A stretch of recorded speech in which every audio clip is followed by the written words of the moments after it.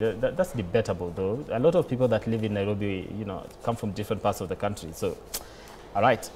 Newsbeat is politicians said to be barred from Harambes. Of course, this is also a directive that the head of state had given some time back when he says, officials, that is government officials, have been barred from actually taking part in that. I think this is also going to extend to the political class. Now, that is a story on page 2 of this particular newspaper. Now, I'll be coming to talk much more about what exactly is happening and, make sense of these particular stories. But let's just brush through some of other, top stories on other newspapers. And we go to the Daily Nation. The top story on the Daily Nation says U.S. ignored Kenyan intel on bombings. This, of course, on July 28, 1998, Kenya's intelligence boss, Brigadier Wilson Boynet, sent an urgent telegram to the U.S. Embassy in Nairobi. Now, the Americans didn't respond.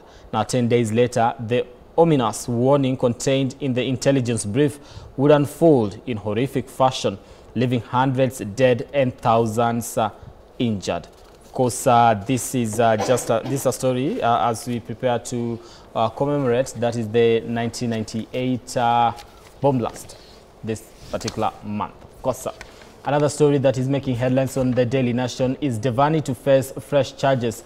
Nairobi court allowed the prosecution to detain businessman Yagnesh Devani for a day ahead of his being charged afresh over the 2008 oil scandal. That is a story on page 8 of the Daily Nation. On matters education, NAT threatens teachers' strike. Now, NAT has accused the Teacher Service Commission of delaying remittance of statutory and other deductions, such as bank loans and late payments to health providers. That is a story at the back page of the Daily Nation. On the political front, you're talking about why Gachagua is unhappy with his government. Now, politics, he says, in the past 2 months, Deputy President Rigathi Gachagua has come across as a man struggling not to explode over the political pressure surrounding him and painting the picture of a tormented soul. That is a story on page 4 and 5 of the Daily Nation. Of course, we'll also be forming the basis of a conversation here as we take a look at the state of politics in the country. On matter sports, the Daily Nation says Kipyegon recovers after 5,000-meter late-night drama, cruises in 1,500-meter heats. She wins back her silver medal, gets a yellow card. That is a story on page 31 of the Daily Nation. Let's take a look at what's happening on the Standard. And the top story on the Standard says 10 billion club, now tough task awaiting CSS. Now, as the nation holds its breath ahead of tomorrow's planned protest, some 20 wealthy Kenyans are praying that they surmount public dissent, vetting and legal hurdles to join Ruto's cabinet. But equally daunting is the task that awaits them once they assume office. That is a story on page 4 and 5 of the Standard. Also, something else on the Standard is live up to your office, MPs tell Deputy President Rigathi Gachagua. Now, a section of Mount Kenya leaders or rather members of parliament, have openly criticized the deputy president's leadership style, urging him to embody national unity befitting his office. Also, another story making headlines on the Standard is the issue to do with, of course, sports men and women that are representing the country in Paris. Controversy that almost ruined Kenya's golden night. Now, Beatrice Chebet wins Kenya its first gold in 5,000 meters at the Paris Olympics, as Faith Kipyegon takes silver in a frenzied atmosphere that saw a dramatic finish to her being disqualified and her medal reinstated after an appeal by Kenyan officials. A story on page 30, 31, and 32 of the Standard. Another story making headlines here, of course, is the issue to do with Devani. Now, fugitive Triton boss Devani in court over 7.6 billion oil graft case. Of course, you've been able to see this also on the Daily Nation. And on the business part is that cheaper loans on the way as CBK cuts a rate. Now, for the first time in 4 years, the Central Bank of Kenya Monetary Policy Committee has lowered its key interest benchmark rate to 12.75% from 13% in a bid to spur credit uptake. Now, that's some of the stories making headlines on today's dailies here in the country, and I want us to start with a story that I see is, kind of uniform across some of these newspapers. Let me start with one of the biggest stories. We'll get into the political front a little bit later. But Kenya's big laundry, this is the People Daily, and House team approves President Ruto's cabinet nominees despite objections by citizens. Integrity of some. I want to start when we were on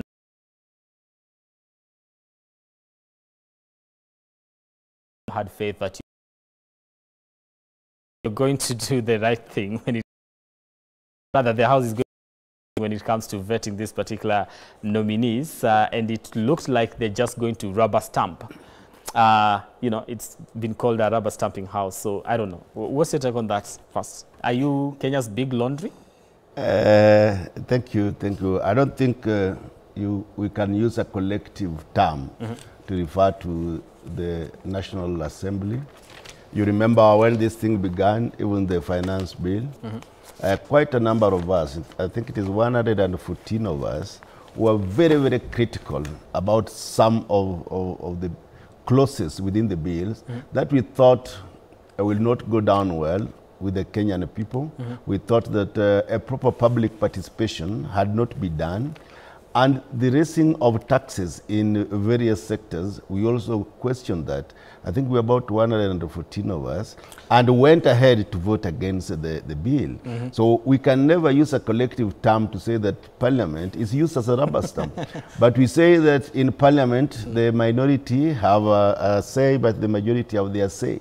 So sometimes in a democratic space, or in a democratically elected parliament, you must allow those who have the majority to have their way. And that is what happened during the parliament. So even as we go to this, yesterday we had a PG meeting, a PG of Azimio, and I think it was evident, everybody agreed that each person will express his mind within the House.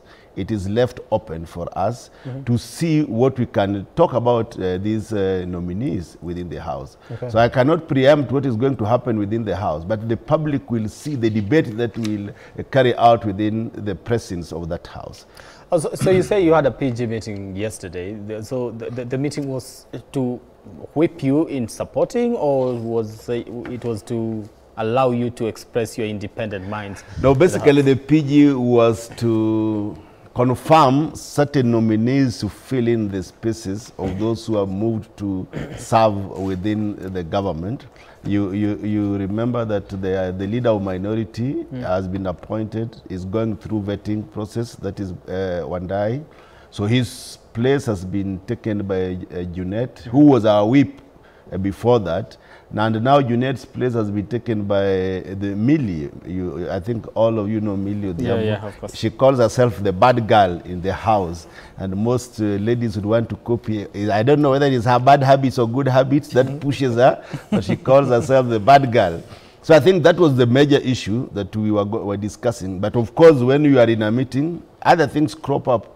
And the idea of vetting these MPs came up. And so people expressed their minds. And I think by the end of it all, we agreed that debate in the House is left to an individual person, how you see the nominees. Okay, so because most of the members that have actually been proposed to join cabinet, come from your party, that is the ODM. So was this an Azimio thing, PG, or was it an ODM PG? Because so there's a story we just read a little bit earlier, and Wiper seems to be having a dissenting voice when it comes to some of the leaders that have been, proposed to fill this particular position. That is the leader of minority in the House. That's a misconception, because Azimio, we look at the credentials of people who form the Azimio family. And we look, it was said a broad-based government. And those appointed, one is from Turkana, we have a person from the coast region, we have somebody from the western region, and of course we have we have one from southern Nyanza and one from northern Nyanza. It looks like it's a broad-based appointment, but All of us cannot...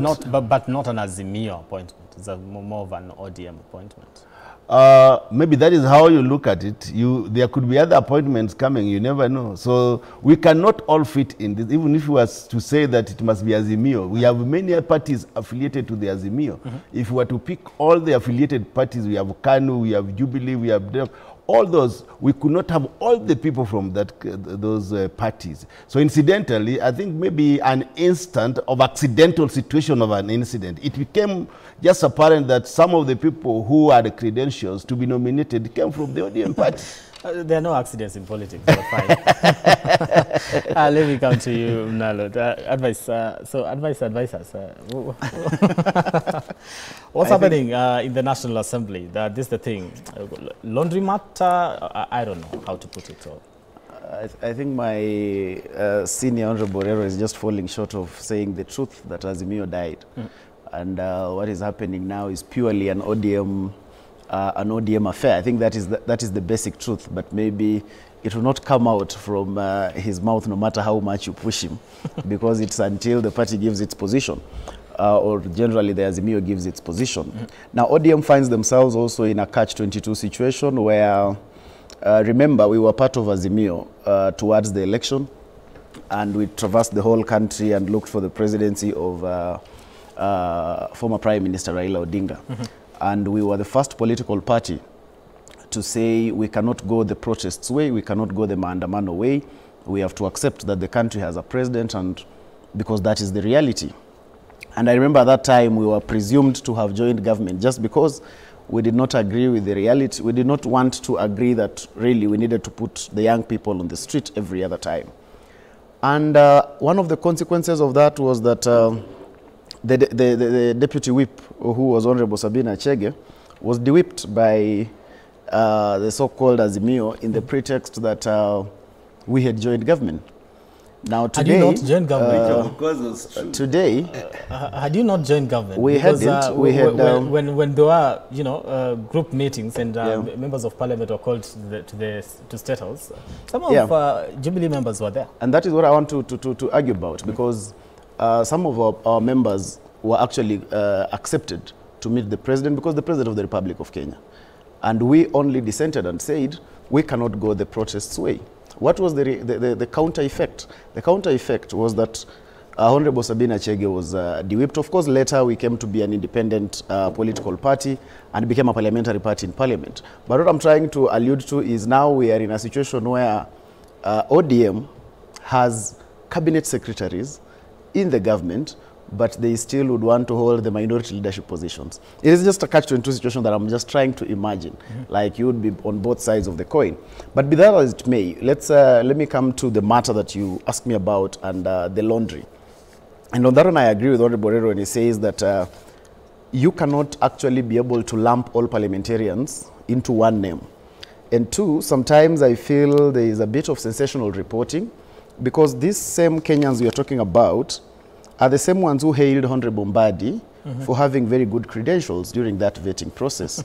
So I don't know under what has been the take to warrant such a headline, because you look at the vetting process and you'll be able to see the reaction of Kenyans. I agree that we have some that even myself felt like they felt a bit short of the capability, but we also had people like Honorable Mbadi, widely celebrated. He's wide accolades. We had Honorable Joho. You would be able to see, actually, it was more of an inspiring story to the Republic.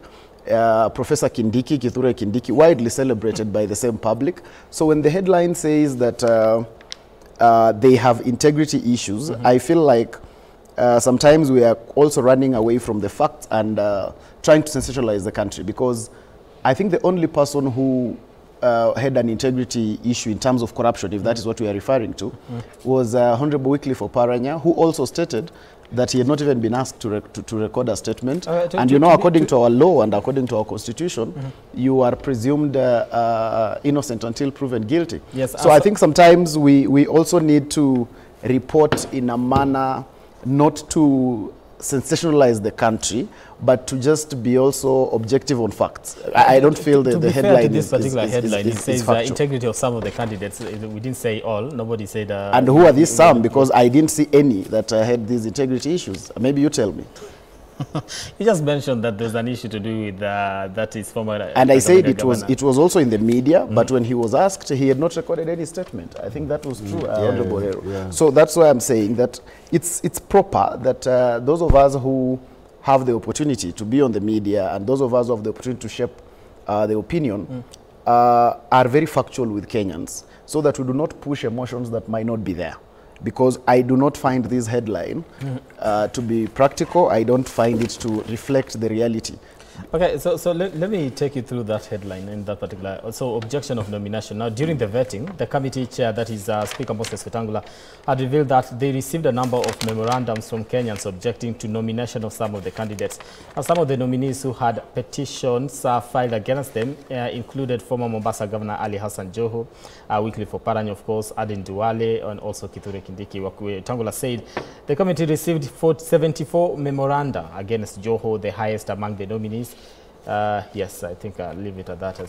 So, yeah, these are Kenyans that are 74, and those are 74 people who gave their memoranda. And this is the same Kenyans who, after the vetting of Honorable Joho, you were able to see the country feeling like we actually did not know this gentleman. And you're also talking about 74 memoranda that we have not gone through. Maybe not all the 74 are actually even against him. Okay. I'm not trying to put up a defense and I should be gotten right. But I'm just trying to say that it's important that we get the facts right, because there will always be an opinion about anything. You will appoint Honorable Orero today and someone will just have a problem because maybe he wears a red tie. Yeah, so there will always be an issue about one thing or the other. You cannot be able to get 100% acceptance, but it's important that I have personal issues with some of the nominees myself, but sometimes I look at it and feel like maybe my issues do not necessarily meet the threshold of the constitutional process. Okay. Because you see, the presidential appointments are not made on emotions and what makes me feel nice.